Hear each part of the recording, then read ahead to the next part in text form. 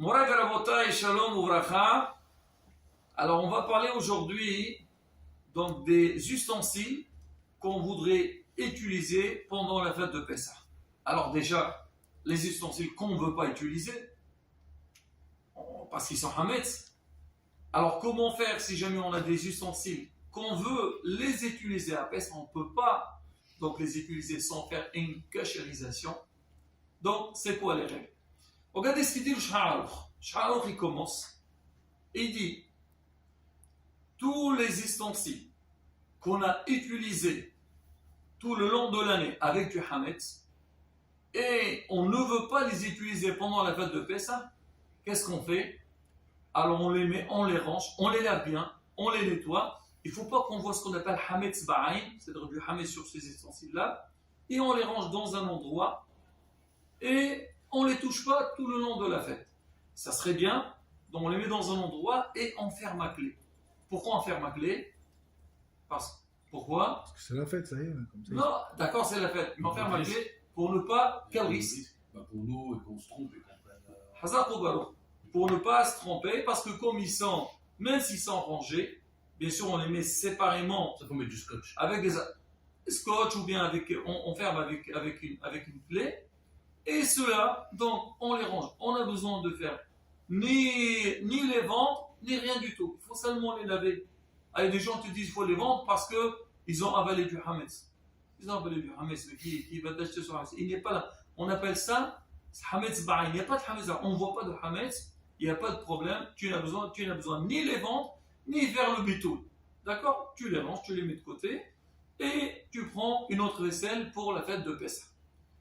Maintenant, le Sha'aroukh il rapporte si jamais on a des ustensiles qu'on ne peut pas du tout les nettoyer, il y a beaucoup de hametz dedans, alors ceux-là, on est obligé de les vendre.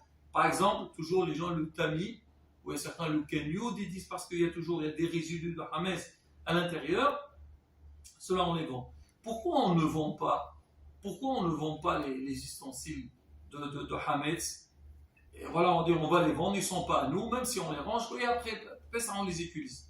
Après, on ne les vend pas, parce que si on les vend, après on est obligé de faire de vilat kilim. C'est quoi ça? C'est-à-dire les tromper, il y a aussi c'est de la tromper, parce que quand tu les as vendus donc, à un non-juif, et quand tu vas les racheter, tu dois les amener au mikvé. Donc c'est un problème, tu as vendu pour galérer encore, faire le kilim. Non, il n'y a pas de raison de les vendre. On les range, on les lave bien, on les range les mieux de côté et on est tranquille. Mais aussi, il faut les mettre donc, dans un endroit séparé pour ne pas se tromper et les utiliser. Ça, c'est le premier point. Maintenant, si jamais j'ai donc de la vaisselle ou des ustensiles que j'ai besoin, que je voudrais les utiliser pendant la fête de Pessah. Alors, regardez, on dit que pour la kashérisation, alors il faut savoir une chose, il y a kashériser et tremper au mikvé. Ce sont deux choses différentes. Kashériser, ça veut dire c'est un ustensile qu'on l'a utilisé auparavant et maintenant on veut l'utiliser, mais cet ustensile il a avalé des choses qui sont interdites maintenant. Je prends un exemple très simple. Par exemple, aujourd'hui les gens ils partent en vacances. D'accord? Ils partent en vacances, ils veulent louer une maison. Même en Israël, on va dire bon, donc c'est des juifs, on n'a aucune certitude, ces gens, ils ont Des ustensiles. Non, il y a les ustensiles, mais on n'a aucune certitude qu'ils ont oublié le mikvé. Qui sont cachers. Ils ont peut-être mangé de la nourriture qui n'est pas cachère. Et après, tu as la gazinière, le four. Il y a plein d'endroits donc, qui vont être en contact avec la nourriture. On a besoin de cachériser. Et donc, on a besoin d'apprendre, c'est à la fois. On a besoin d'apprendre. Même si c'est rapporté, les gens, des fois, ils pensent, voilà, cachériser. Non, c'est rapporté à l'époque. Il y avait un Talmid Hacham qui venait dans la ville et lui cachérisait tous les ustensiles donc, des habitants de la ville. Il y a par exemple aujourd'hui, si vous allez à Bnei Brak ou à Yerushalayim, même en France, avant il y avait la rue pavée, ils faisaient donc un endroit pour cachériser. Pourquoi peu? Mais il faut connaître. Et aujourd'hui, on peut apprendre et faire. D'accord? Donc on a besoin de connaître ces halachot-là. Maintenant, on a dit qu'il y a un principe. Au niveau de la cachérisation, on dit Kibol'o Karkolto. Ça veut dire la manière à travers laquelle l'ustensile il a avalé le goût du hametz, on doit utiliser cette manière-là pour extraire le hametz qui est à l'intérieur. Je vais expliquer. Par exemple, si moi, j'ai, par exemple, une grille. Qu'est-ce qu'on fait sur une grille, Léon? Barbecue, tu as raison. D'accord? Et des fois, ça peut arriver, par exemple, il y a des gens, ils mettent du pain dessus, ils veulent du pain un peu grillé. Ou sinon, il y a des fois, par exemple, ils mettent des boulettes, des hamburgers, ou bien des kebabs. Là, on utilise donc la grille avec du hametz. D'accord? La viande en elle-même, normalement, elle n'est pas hametz. Et moi, maintenant, cette grille, j'ai envie de l'utiliser pendant la fête de Pessah. Comment je fais? Elle est hametz. Si c'est une grille que je sais toute l'année, j'ai fait très attention, jamais je mets dessus que de la viande, et la viande, elle est propre, il n'y a pas du tout de hametz. Il n'y a rien du tout, je la lave bien, je peux l'utiliser pendant la fête de Pessah. Mais des fois, ça arrive toute l'année, des merguez et pas mal de choses, et je sais qu'il était en contact avec du hametz. Comment faire? Alors on dit, vu que donc, la grille, elle a été en contact direct avec le hametz au moment de l'utilisation, alors maintenant, on doit lui faire ce qu'on appelle l'iboun. C'est quoi l'iboun? C'est la faire passer sur le feu. Alors comment elle a été utilisée, cette grille? Il y avait du feu, il y avait le hametz dessus, donc pareil, maintenant on veut la nettoyer, il faut la mettre sur le feu. Alors comment on fait? Alors on doit bien la nettoyer, on dit on doit attendre 24 heures, et après, donc si je veux cachériser cette grille, je dois la mettre dans le feu jusqu'à qu'il y ait des étincelles qui sortent de cette grille-là. Ça, c'est ce qu'on appelle l'iboun. Alors maintenant, il y a un deuxième niveau de cachérisation, c'est que quand l'ustensile, il a avalé donc le goût du hametz à travers du liquide. Par exemple, une marmite. La marmite, on a fait dedans des pâtes. Oui. Alors comment le hametz, c'est-à-dire le goût du pâte, parce qu'en fait des pâtes, en fait la marmite, elle va pas avaler des pâtes, elle va avaler le goût du pâte, des pâtes. Et le goût des pâtes, c'est du hametz. Alors comment il est passé? Comment il a été transféré donc des pâtes vers la marmite? C'est à travers l'eau qu'on a bouillie dedans.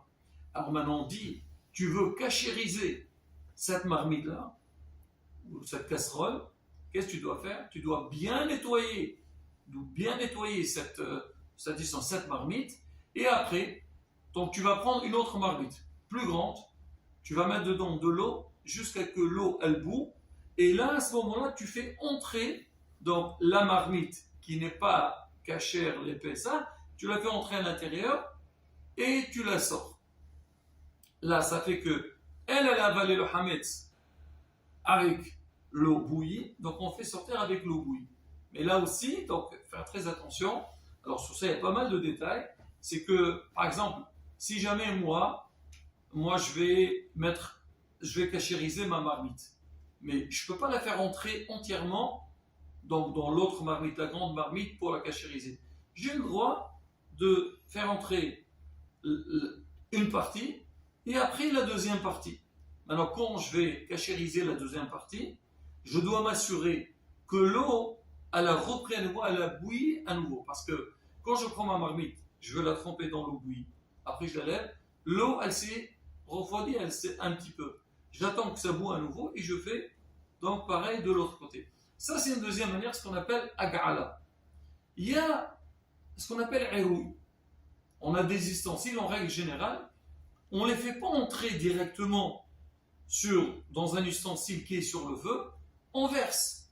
Par exemple, moi, on a fait des pâtes, d'accord? Et moi, je veux me servir, par exemple, dans une assiette.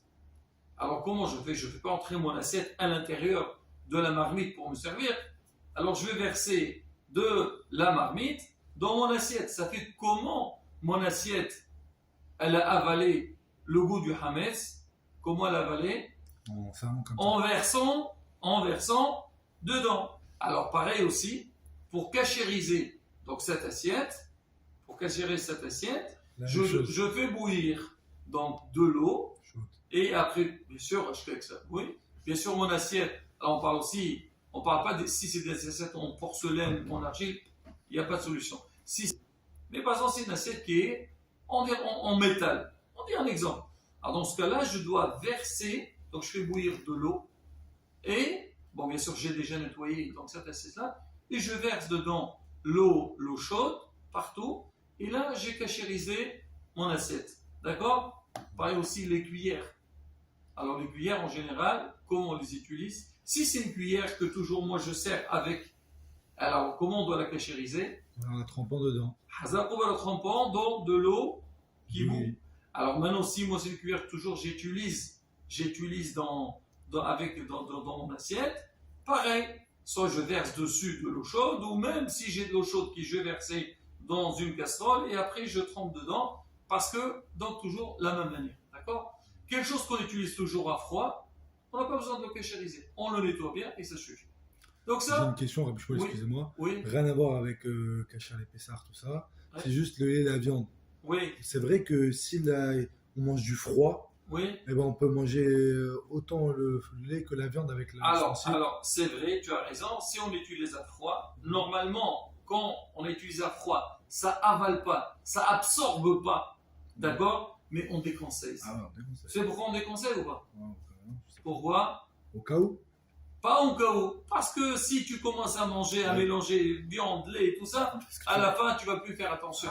D'accord? Et des fois aussi, par exemple, tu as tartiné du beurre avec ça, et des fois tu n'as pas bien nettoyé. Il y a quand même des restes du beurre. Après, tu vas manger quelque chose qui est même le pain. Tu vas couper le pain avec. Après ce pain-là, tu vas manger avec de la viande. Donc, il faut faire attention.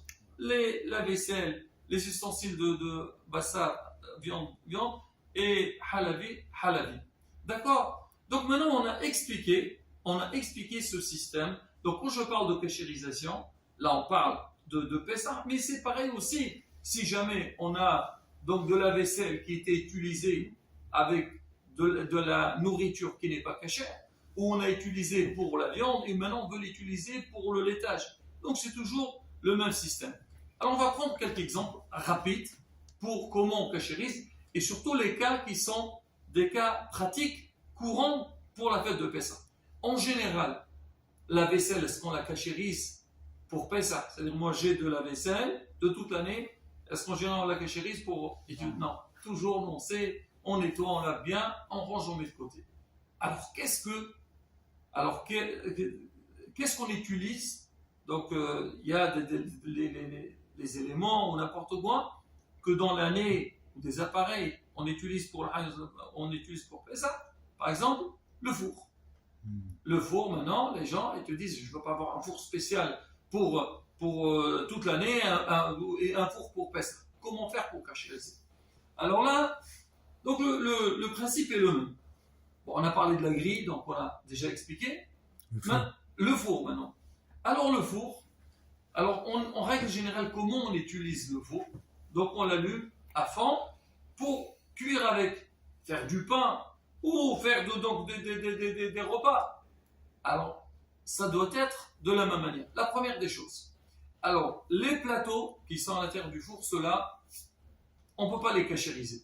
Même si on fait une pyrolyse, c'est pas évident. Et surtout que si jamais on les met dans une pyrolyse, ça peut les abîmer. L'idéal, c'est ces plateaux-là, les ranger et acheter des plateaux spéciaux pour Pessah. Comme ça, on est tranquille. Maintenant, le four lui-même, alors on le laisse reposer 24 heures, on ne l'utilise pas, on le nettoie très très bien, et après, on l'allume pendant 1 heure de temps, donc la température la plus forte, et après, c'est bon. On peut l'utiliser pendant la fête de Pessah. Mais bien sûr, avant, il faut bien le nettoyer. Ça, c'est le four, l'intérieur. Maintenant, la gazinière. Alors, la gazinière, donc il y a 3 parties. Il y a donc le sol, ça veut dire la gazinière elle-même. On a les têtes sur lesquelles on met les marmites, on a le support, et on a aussi donc le plan qui est d'accord. Alors cela, la surface elle-même, on doit bien la nettoyer, et après on verse de l'eau chaude dessus, et ça suffit. D'accord? Parce qu'en général, on ne met pas de hametz dessus. En général, des fois, ça tombe, ça coule à l'intérieur. Donc, on la nettoie bien et on verse l'eau chaude dessus. C'est bon. On parle d'eau chaude, toujours. L'eau qui a bouilli. Après, on a les têtes. Les têtes de... On appelle ça les brûleurs. Ça. Alors, ceux-là, alors il y a deux. On peut, si on veut, verser de l'eau chaude dessus, mais de préférence, donc on fait bouillir de l'eau dans une marmite et on les trempe à l'intérieur. Et quand on trempe, on les met à l'intérieur, il faut les entrer et tout de suite les sortir. Ne pas les laisser longtemps. Donc ils entrent à l'intérieur, on les met à l'intérieur, après on les sort. D'accord? Le support qu'on met dessus, donc les marmites, alors lui c'est la même chose, on lui fait un gala. Ça veut dire, on prend une marmite, déjà on le nettoie très très bien, et après on prend une marmite, on la fait bouillir, et on le trempe à l'intérieur du support. Si jamais le support est grand, donc on fait une partie, et après on fait l'autre partie qu'on n'a pas trempée dans l'eau chaude. Alors, je précise, quand on fait Tvilat Kilim, on va tremper les ustensiles dans le mikvé. Alors, on ne peut pas faire le même système, je fais entrer une partie et puis je fais entrer la deuxième partie. Non. Quand tu fais mikvé, tremper dans le pied, il faut tremper à l'intérieur tout l'ustensile entièrement. Alors que pour la cachérisation, on peut faire ça en 2 ou 3 fois. Je fais une partie, après je fais l'autre partie. C'est encore la seule chose à laquelle on doit faire attention, c'est que quand on a fait tremper ou on a fait entrer dans l'eau chaude une partie, alors quand je vais faire la deuxième partie, je dois attendre j'attends quoi? Que l'eau elle bout à nouveau et les mettre à l'intérieur. Parce que sinon, donc elle ne peut pas extraire ce qui est à l'intérieur. Maintenant, le plan de travail, alors comment on le cachérise? Pareil, on doit bien le nettoyer et après, on doit verser dessus de l'eau chaude. Alors là, il faut faire attention, on va verser dessus l'eau chaude, c'est que, parce que souvent, si je prends par exemple, moi je prends une bouilloire, par exemple, donc l'eau elle a bien bouilli, et je vais verser, je ne peux pas verser sur toute la surface du plan de travail. Je vais verser une partie, après je vais verser sur une autre partie. Là, il faut faire attention, quand j'ai versé, après, je dois donc enlever tout l'eau qui reste. Pourquoi j'enlève? Un refroidi. Donc l'eau qui est refroidie, quand je vais verser de l'eau chaude va se mélanger avec l'eau froide qu'il a, il ne va pas faire l'effet. Donc j'ai versé sur une partie, donc je nettoie tout, après je verse sur le reste où il est là, et pareil j'enlève, et c'est bien après qu'on a versé de l'eau chaude, de verser de l'eau froide après. Ça c'est très bien. Pareil pour l'évier.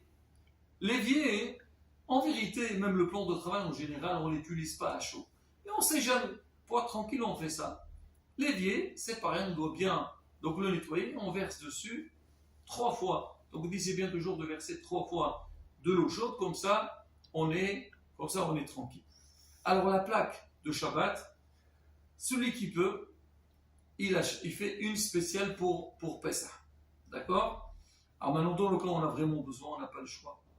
Si tout le temps Shabbat, quand j'utilise ma plaque, je la couvre avec du papier aluminium, là c'est très facile à l'utiliser. Ça serait bien si on verse dessus un peu d'eau chaude et en notre école, on la couvre avec de papier aluminium. Maintenant, si on ne met pas le papier aluminium et ça nous arrive, Shabbat, de chauffer du pain dessus, ou des fois ça coule, donc le manger, la soupe elle peut déborder et couler dessus, à la beauté, c'est pas possible. Certains rabbinim, ils ont dit, on l'allume, donc on la nettoie très bien, et on la laisse allumer pendant 1 heure de temps, et si c'est possible, verser de l'eau chaude dessus, et après la couvrir. Donc, on peut faire comme ça, mais de préférence, donc et utiliser une spéciale pour la tête de Pessah. Maintenant, le frigo, les tables, qu'est-ce qu'on fait? On nettoie bien comme il faut d'abord. Oui. Allez, vas-y, finis. On met de l'eau chaude. Pourquoi tu as besoin de mettre de l'eau chaude? Est-ce que le frigo, on l'utilise à l'eau chaude? Non. À chaud, on l'utilise pas à chaud. On le nettoie. Alors de l'eau glacée alors. Ni glacée, rien du tout. On doit bien le nettoyer. Avec des produits. Ouais, exactement, bien sûr, avec des produits, on frotte très bien, il y a peu, c'est permis. Ah, ça y est. C'est tout, qu'est-ce que tu as besoin? Alors faire attention, des fois, il y a des fentes, d'accord? Alors on fait entrer donc les plateaux et tout ça. Alors cela, il fait attention de bien nettoyer. Ouais. C'est tout, sinon c'est caché. Il y a certains, ils mettent du papier aluminium autour pour nettoyer, ou bien des fois, pour donner, comme on dit, mettre l'ambiance de Pessah. Pourquoi pas? Il ne faut pas être parano, en fait. Exactement. Ouais. Non, mais il faut veiller Bien que faire, tout se bien passe faire, bien. bien Bien faire. Bien sûr. Pareil aussi pour les tables. Les tables, alors qu'est-ce qu'il y a? Bon, un bon nettoyage. Et si on met une nappe dessus pour nettoyer, il n'y a aucun problème. Ou il fait attention, si on a des tables qui souffrent, et des fois on l'utilise sans nappe, là il peut avoir du hames qui rentre. Là il peut aussi bien nettoyer et tout est bon. Voilà, c'est marqué tout celui qui fait attention de hames à Pessah, c'est une protection pour toute l'année. Allez, Hazak, Razak.